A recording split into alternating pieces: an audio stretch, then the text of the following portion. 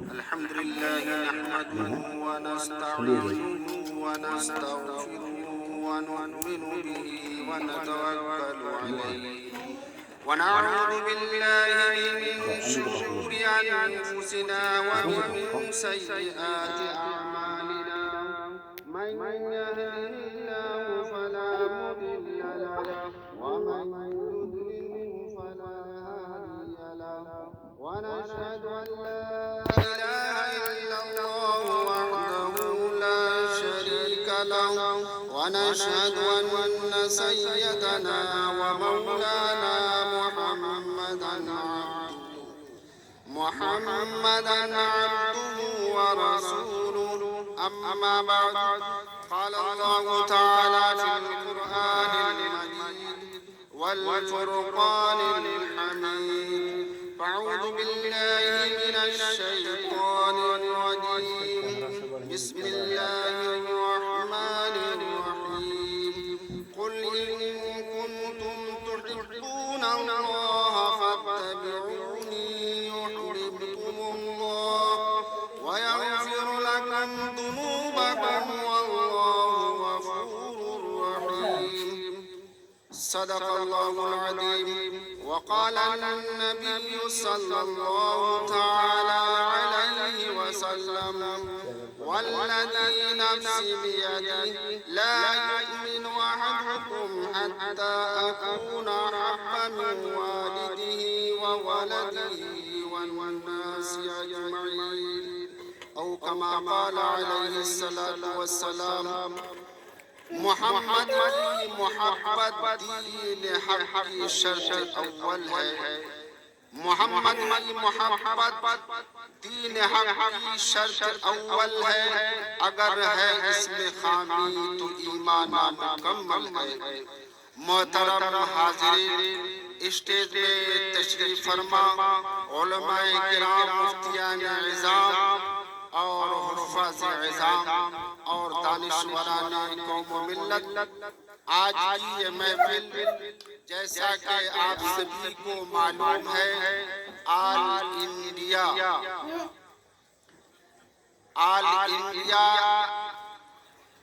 نعت محفل حمد و نعت کافی دیر سے آپ سماعت کر رہے ہیں ماشاءاللہ ہمارے شعراء کرام کافی دیر سے آپ کو مختلف طریقے سے اشعار سنا رہے ہیں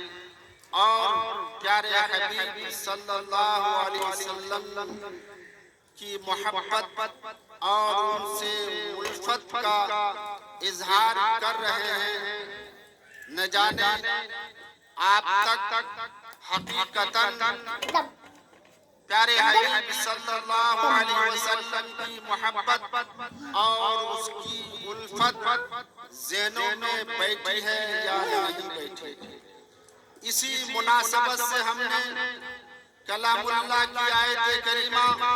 اور پیارے حبیب صلی اللہ علیہ وسلم کی ایک حدیث ہم نے آپ کے سامنے پیش کی ہے کلام اللہ کی اس آیت کریمہ میں خداوند قدوس جل جلالہ و نوالہ پیارے حبیب صلی اللہ علیہ وسلم کو مخاطب کر کے ارشاد فرمایا اے نبی آپ کہہ دیجئے اگر اللہ سے تمہیں محبت کرنی ہے تو میری اتباع کیجئے جب آپ کی اتباع ہو جائے گی تو مجھ سے محبت بھی ہو جائے گی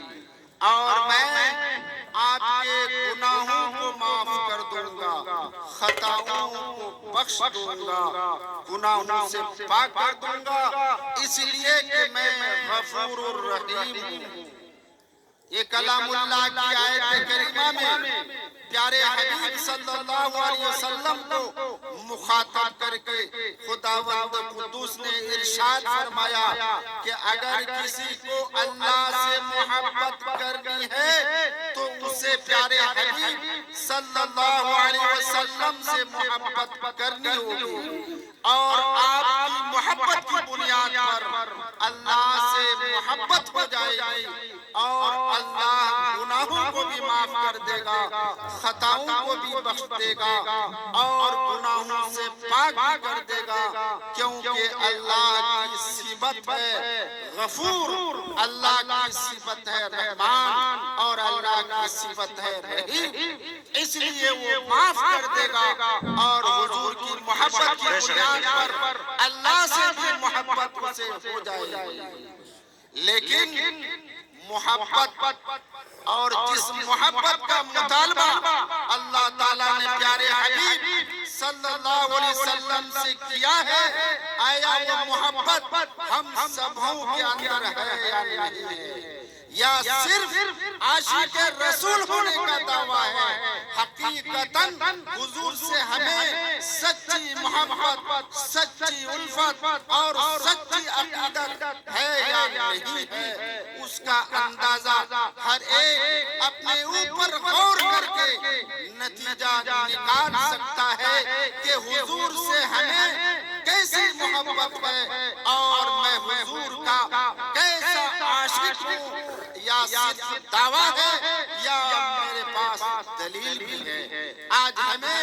اس پر بھی غور کرنا ہے اور اس پر فکر کرنا ہے۔ کلام اللہ کی اس آیت کریمہ میں کیسی محبت کا مطالبہ کیا جا رہا ہے، اس لیے میں نے ایک حدیث پاک آپ کے سامنے پیش کی ہے۔ پیارے حبیب صلی اللہ علیہ وسلم نے ارشاد فرمایا، قسم کھا کر ارشاد فرمایا کہ اللہ کی قسم جس کے قبضے میں میری جان ہے وہ یقیناً مسلمان نہیں ہو سکتا، جس کے نزدیک میں، اس کے والد، اس کی اولاد اور تمام لوگوں کے مقابلے میں زیادہ محبوب نہ بن جاؤں۔ یہی محبت اور یہی الفت کا مطالبہ پیارے حبیب صلی اللہ علیہ وسلم کے بارے میں کلام اللہ کی اس آیت کریمہ میں کیا گیا ہے، اور کہا گیا کہ کامل مومن نہیں ہو سکتا جب تک اپنی اولاد اور اپنے والدین اور دنیا کے تمام لوگوں کے مقابلے میں حضور کی ذات سے زیادہ محبت و الفت نہ ہو جائے، وہ کامل مومن نہیں ہو سکتا۔ اب آپ اور ہم اندازہ کر سکتے ہیں کہ ہماری محبت حضور سے کیسی محبت ہے، ہماری الفت اور عقیدت حضور سے کس درجے کی ہے اور کس گہرائی کی ہے، ہمیں اس کا اندازہ کرنا ہوگا۔ آج مغرب کے بعد سے اب تک لوگ میرے خیال سے حضور کی محبت اور اس کی نعت سننے کے لیے یہاں پر بیٹھے تھے، لیکن مجھے لگ رہا ہے کہ حضور کی محبت کے مقابلے میں اسے نیند غالب آ گئی، نیند زیادہ محبت ہو گئی، اور وہ شخص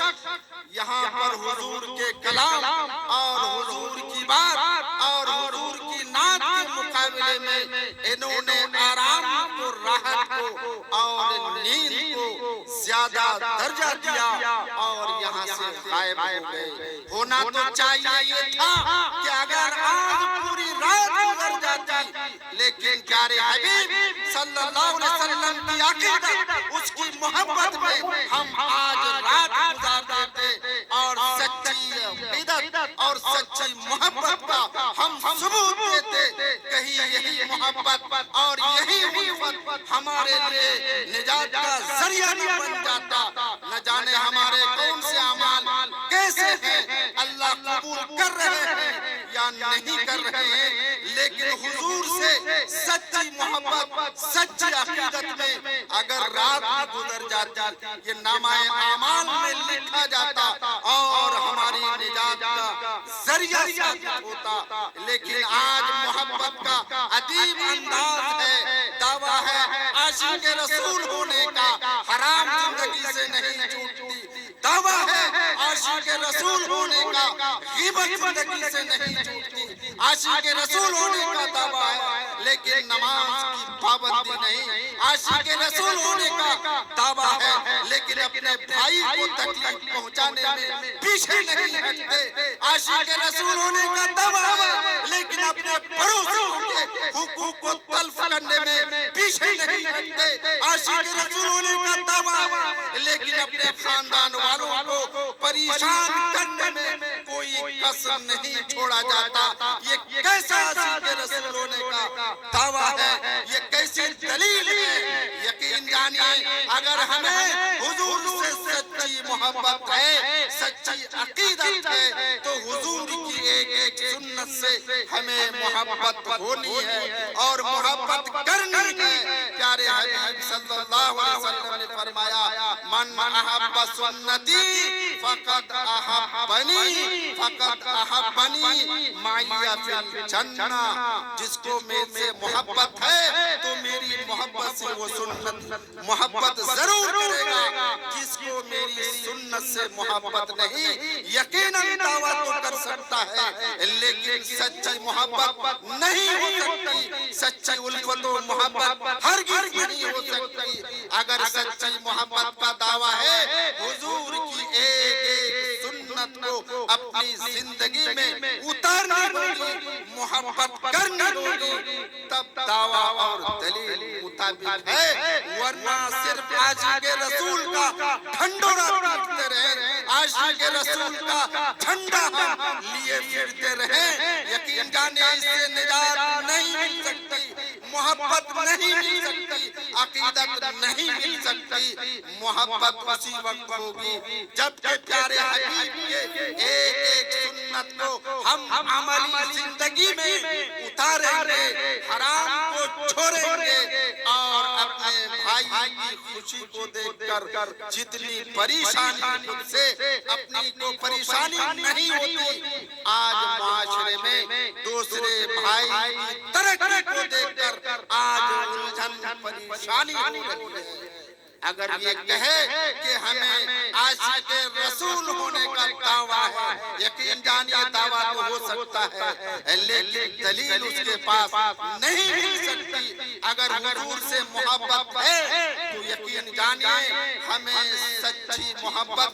سنتوں سے کرنی ہے. اللہ کے احکام پر ہمیں 100% چلنا ہوگا، اس کے مطابق عمل کرنا ہوگا. اور کیسی محبت، کیسی الفت. پیارے حبیب صلی اللہ علیہ وسلم